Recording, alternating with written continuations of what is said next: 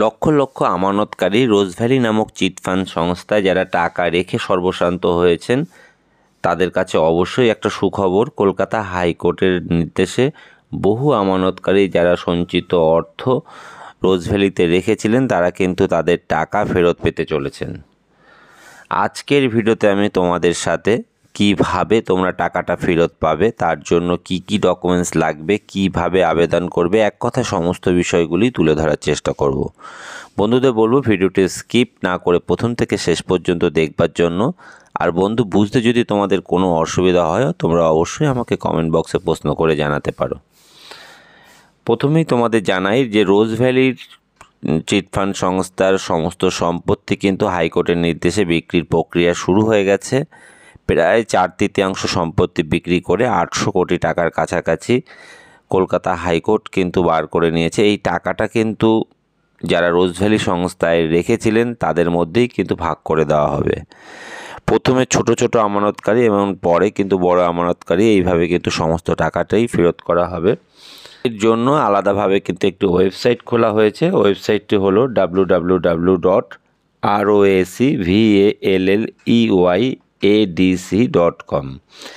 এই ওয়েবসাইটে কিন্তু তোমাদের অনলাইনের মাধ্যমে আবেদন করতে হবে এবং তার জন্য কিছু ডকুমেন্টস কিন্তু তোমাদের এর সঙ্গে জোগাড় করতে হবে। করে সাবমিট করে দেওয়ার পরপরই কিন্তু এর ভেরিফিকেশান প্রক্রিয়া শুরু হবে। এখানে কিন্তু অনেকেই তার সঞ্চিত টাকা ফেরত পাবে, এই হিসাবে কিন্তু অনেকেই তার সার্টিফিকেটও জমা দিয়ে দিয়েছিলেন। এক্ষেত্রে কিন্তু তারাও কিন্তু তাদের অ্যাকনলেজমেন্ট স্লিপের মাধ্যমে আবেদন করতে পারবেন। আবেদনকারী যদি এখনও বেঁচে না থাকেন তার নমিনি কিংবা তার পরিবারের কেউ এখানে কিন্তু আবেদন করতে পারবেন। এবার আমরা দেখে নিই অনলাইনের মাধ্যমে আমাদের আবেদনটি কিভাবে করব এবং আবেদন করার ক্ষেত্রে কি কি ডকুমেন্টস আমাদের লাগবে। আমানতকারীকে টাকা ফেরত পাওয়ার জন্য আবেদন কিন্তু সম্পূর্ণ অনলাইনের মাধ্যমে করতে হবে। আবেদনের ক্ষেত্রে অফিসিয়াল ওয়েবসাইট rosevalleyaadc.com এই ওয়েবসাইটের মাধ্যমে কিন্তু আবেদন করতে হবে। এক্ষেত্রে আমানতকারী নিজেই আবেদন করতে পারছেন। কোনো কারণে আমানতকারী যদি আর না থেকে থাকেন সেক্ষেত্রে তার নমিনি কিংবা পরিবারের কেউ আবেদন করতে পারেন।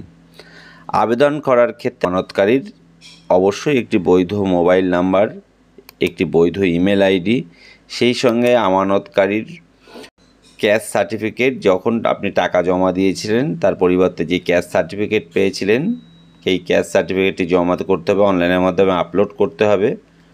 Original copy of acknowledgement if certificate R submitted to the company at maturity for refund. ম্যাচুরিটির জন্য যদি তুমি তোমার ক্যাশ সার্টিফিকেট জমা করে থাকো অফিসে এবং তার পরিবর্তে যদি তুমি টাকা রিফান্ড না পাও সেক্ষেত্রে কিন্তু অ্যাকনলেজমেন্ট স্লিপও কিন্তু এক্ষেত্রে তুমি জমা করতে পারো। অরিজিনাল আইডেন্টিটির প্রুফ হিসাবে এক্ষেত্রে কিন্তু আমানতকারীর PAN card, passport, voter card, Aadhaar card, driving licence কোনো একটি অরিজিনাল স্ক্যান করে আপলোড করতে হবে।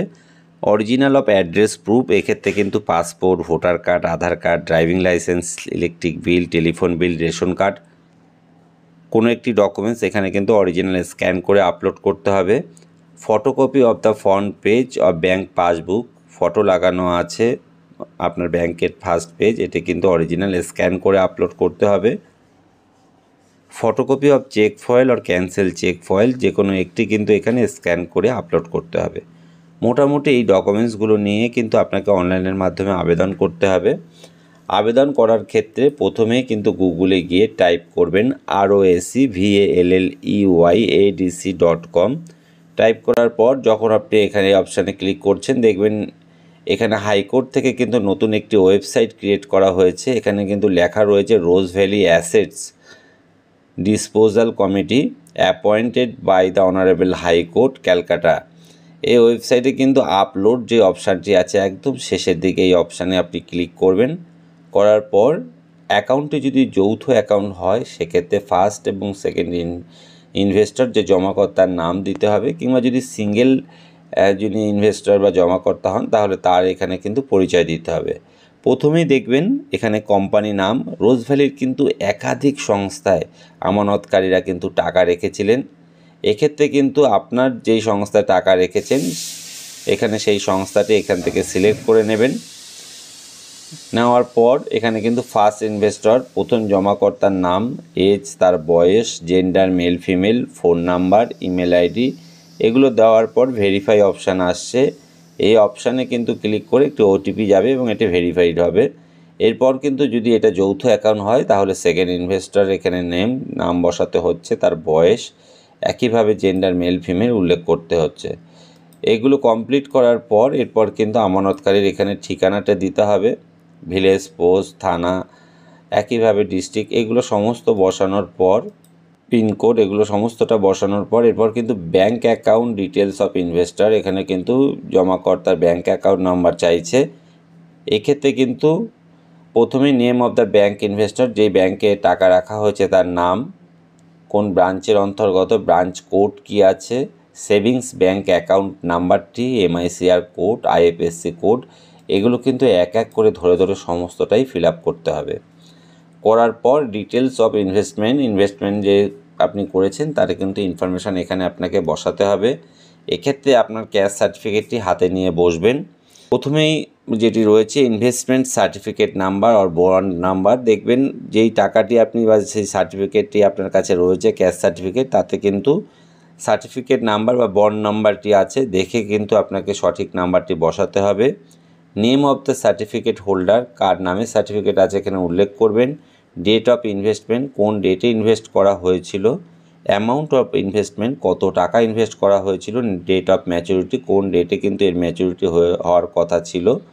সেই সঙ্গে amount received at maturity or refunded by company if any, যদি কোনো টাকার আপনি রিফান্ড পেয়ে থাকেন এখানে কিন্তু তারও উল্লেখ করবেন। Amount of principal not refunded, main টাকা যেটা আপনি ফেরত পাননি। অ্যামাউন্ট অফ ক্লেম, যেটা আপনি ক্লেম করেছিলেন সেই টাকাটি এখানে উল্লেখ করবেন। এরপর কিন্তু যে টোটাল টাকা ম্যাচুরিটির পর যেটা আপনার পাওয়ার কথা, এই টাকাটি কিন্তু এখানে বসাবেন। এইভাবে কিন্তু এক এক করে ধরে ধরে আপনাকে সমস্ত বিষয়টাই বসানোর পর এখানে কিন্তু কন্টিনিউ ফর ডকুমেন্টস আপলোড, এখানে কিন্তু এইগুলো কমপ্লিট করার পর আপনাকে কিন্তু ডকুমেন্টস আপলোড করতে হবে। ডকুমেন্টস আপলোড করার ক্ষেত্রে প্রথমেই যেটি আপনাকে আপলোড করতে হচ্ছে অরিজিনাল সার্টিফিকেট অফ ইনভেস্টমেন্ট। আপনি টাকা জমা করার পর আপনাকে কিন্তু একটি ইনভেস্টমেন্ট করা হয়েছিল তার একটি অরিজিনাল ফটোকপি দেওয়া হয়েছে, সেটি কিন্তু এখানে স্ক্যান করতে হবে। যদি কোনো কারণে টাকা ফেরত পাবেন এই হিসাবে ওখানে জমা করে থাকেন এবং সেটি আপনি না পেয়ে থাকেন, এক্ষেত্রে original copy of acknowledgement if certificate R submitted to the company at maturity for refund, যদি আপনি কোম্পানিতে ম্যাচুরিটির জন্য রিফান্ড করে থেকে থাকেন সেক্ষেত্রে কিন্তু আপনাকে অ্যাকনোলেজমেন্ট স্লিপ দিলেও আপনি আবেদন করতে পারবেন। Original copy of identity proof, এর আগেই আমি বলেছি যে আপনাকে আইডেন্টিটি হিসাবে আপনার পরিচয়পত্র, PAN card, passport, voter card, Aadhaar card, driving licence কোনো একটি এখানে আপলোড করছেন। Original copy of address proof, এক্ষেত্রে কিন্তু আপনার passport, voter card, Aadhaar card, driving licence, electric bill, telephone bill, ration card, কোনো একটি ডকুমেন্টস এখানে আপলোড করছেন। ব্যাংকের পাসবই আপনি আপলোড করছেন, কিংবা ব্যাংকের পাসবই না থাকলে এখানে আপনি চেক বইটাও আপনি আপলোড করে দিতে পারছেন। মোটামুটি এই সমস্ত ডকুমেন্টসগুলো আপনাকে কিন্তু এক এক করে স্ক্যান করে আপনার এখানে আপলোড অপশানে যখন ক্লিক করবেন দেখবেন একটি রাইট চিহ্ন চলে আসে, আপনি বুঝতে পারবেন যে আপনার আপলোডটি সঠিকভাবে আপলোড হয়েছে। এই পর্যন্ত করার পর, এটা হয়ে যাওয়ার পর আপনি কিন্তু ডাইরেক্ট কোনো প্রিন্ট আউট এখান থেকে পাবেন না। এখান থেকে বেরিয়ে সাবমিট করার পর দেখবেন আপনার টোটাল যে certificate number, acknowledgement number, investment কত টাকা ইনভেস্ট করেছিলেন, এবং তারপর কিন্তু status your application is pending for approval, verification will be started shortly. এইভাবে কিন্তু একটি প্রিন্ট আউট আপনার আসবে, এই প্রিন্ট আউটটি কিন্তু আপনি আপনার কাছে রেখে দেবেন। এইভাবে কিন্তু অনলাইনের মাধ্যমে আপনার আবেদন প্রক্রিয়া কমপ্লিট হবে। প্রিয় বন্ধুদের বলবো, অনলাইন আবেদনের ক্ষেত্রে বুঝতে যদি কোনো অসুবিধা হয়ে থাকে তাহলে তোমরা আমাকে কমেন্ট বক্সে প্রশ্ন করে জানাতে পারো। আর এই ভিডিওটি থেকে যদি তুমি উপকৃত হও, এমন অনেক কাজের প্রয়োজনীয় ভিডিও খুব সহজেই পেতে চ্যানেলটিকে সাবস্ক্রাইব করে রাখবার জন্য অনুরোধ করব। ধন্যবাদ।